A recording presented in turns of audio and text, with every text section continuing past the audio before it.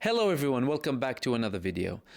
So the Imam Khomeini, the late leader of the Iranian Revolution, he declared that every Friday, every final Friday of every Ramadan should be a day for Jerusalem.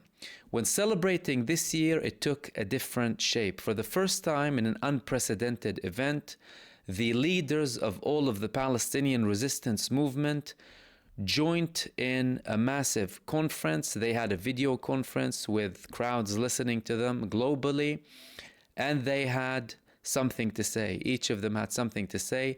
I listened to all of their statements, and I wanted to highlight some of the most important things that they said during this conference that is very essential and very important. It started off with a man called Akram al-Ka'bi, who is the leader of Harakat Hizbullah al-Nujaba.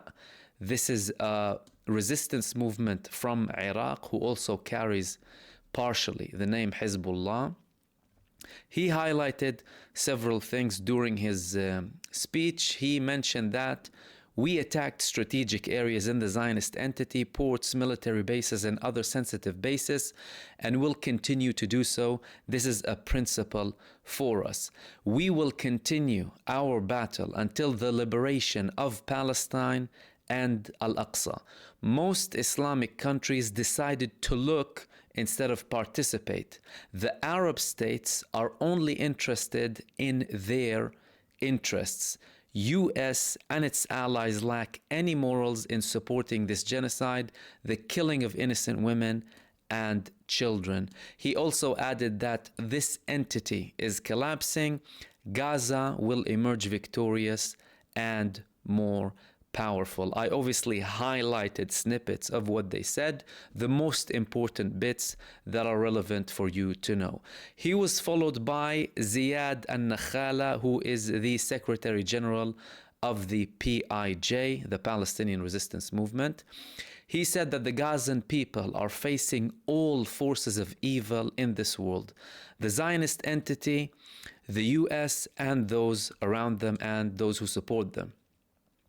Gaza shocked the people in its persistence and heroism, standing up against the war machine, humiliating the faces of the Zionists despite the difficult and bitter siege which is killing our women and children and preventing them from basic necessities. He added, our Arab and Muslim brothers are unable to provide water unless it's by permission from Israel, yet they can supply Israel with everything. And he added, in a way of a dig or sarcasm, we ask our Arab and Muslim brothers to supply us with what they supply Israel with. The US is supporting Israel with all its weapons and killing equipment.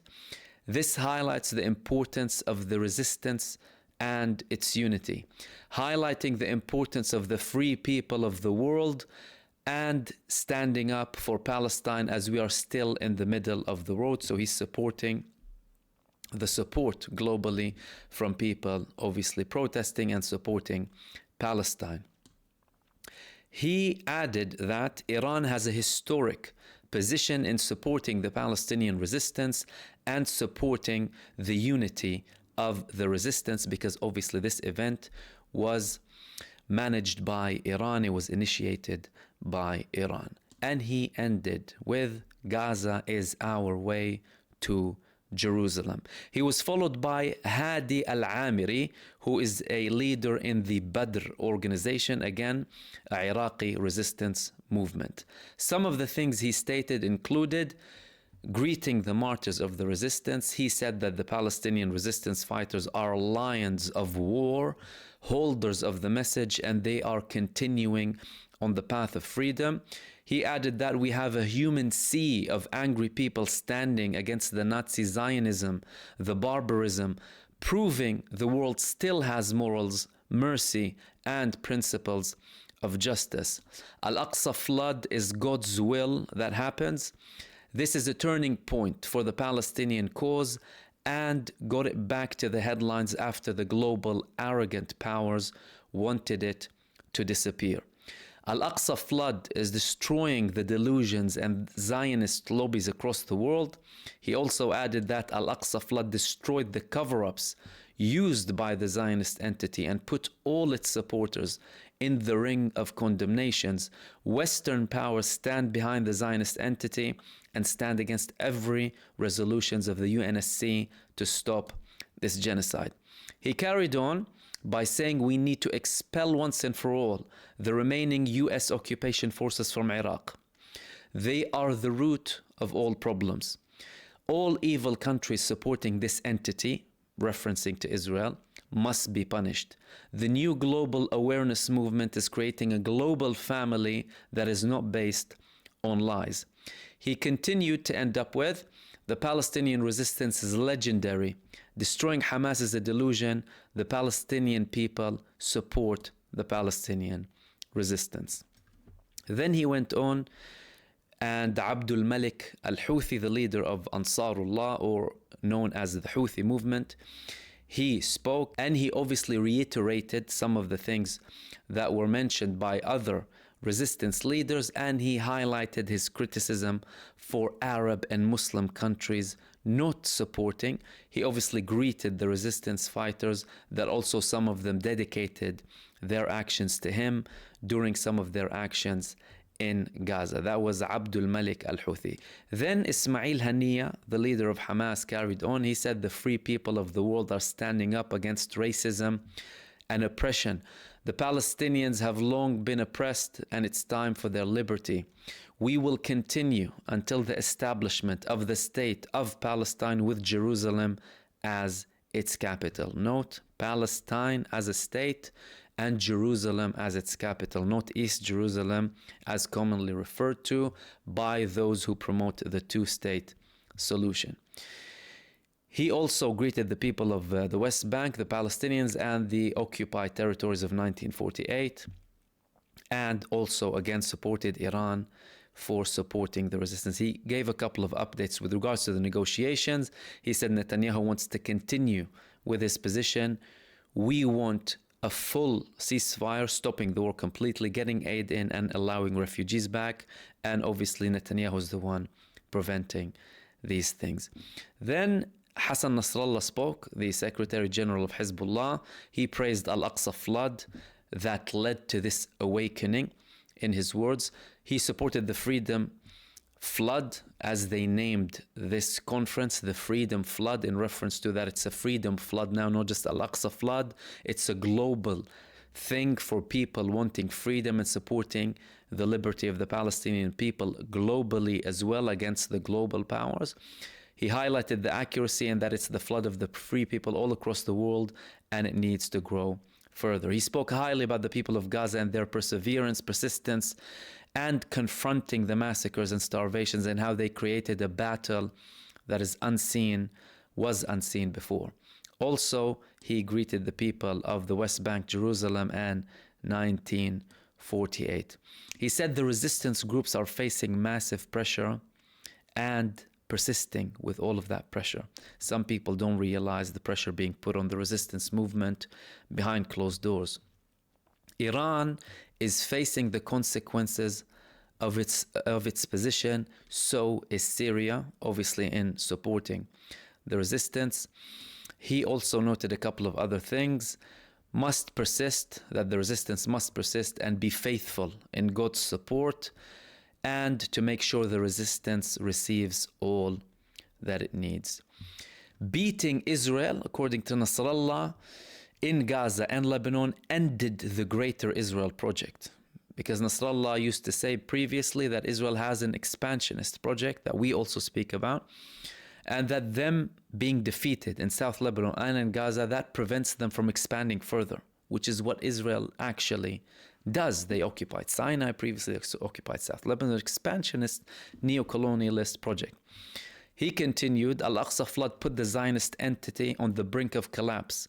Not to say days or months, however, in the near future, it will be revealed what will be the outcome of this entity.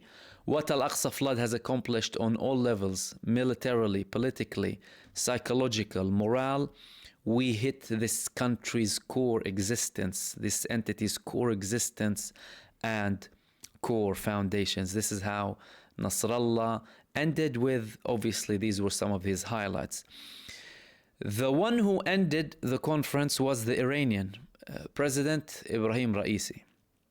He started with a verse from the Quran saying, surely those who say, our Lord is Allah or our Lord is God, and then remain steadfast or straight, there will be no fear for them, nor will they grieve.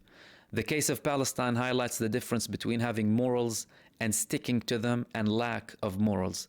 This flood has woken up the global moral existence. All people across the world from all backgrounds, faiths, and races are standing up against these Zionist crimes. People of the world are realizing that they need to stand up against this immoral Satan. They step on, in reference to Israel, every international law, including their recent attack on the consulate, that will not pass without punishment.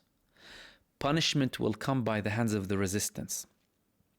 Yesterday we spoke about Iran's response and that it will most likely be through the resistance, and now Raisi is confirming this.